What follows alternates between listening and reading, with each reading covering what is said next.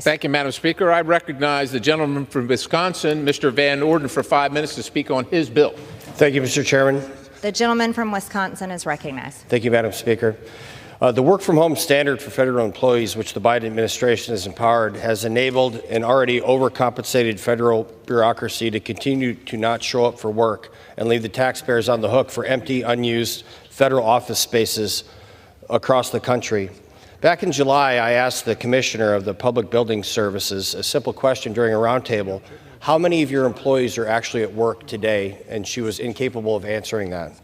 3 months later, I asked her exactly the same question during a committee hearing chaired by Mr. Perry, and she was still incapable of answering that question. And their truancy has led to possibly the worst customer service of any federal agency, and that is an incredibly low standard to fail to meet. And from my own personal experience, it took over a month to get a single phone line in my public building as a member of Congress.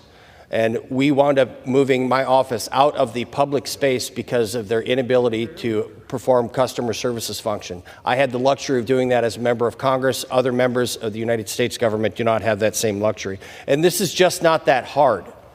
As an active duty Navy SEAL, I managed military members on 3 continents simultaneously. I could tell you within a 10-meter square where each one of those individuals was 24 hours a day. So this simply is not that difficult to do.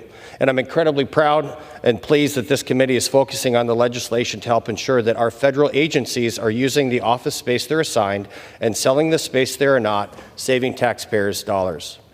The GSA currently manages over 370 million square feet of owned and leased assets, and yet they do not understand how much of this space is truly occupied. Approximately 75% of the building space in Washington, D.C. is unoccupied, but unfortunately we can't actually get a square footage from the GSA. I introduced the Public Building Accountability Act of 2023 to enforce transparency and accountability within the public building service to do just that.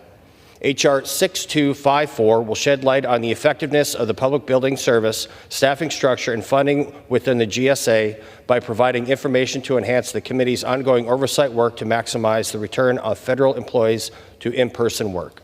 These reports will provide greater clarity to PBS's funding needs and ensure the responsible use of hardworking American taxpayers' dollars. And again, I'd like to thank Chairman Perry very much for his patience in getting this through, and for our counterparts on the other side of the aisle for participating in this incredibly important legislation. With that, I yield back.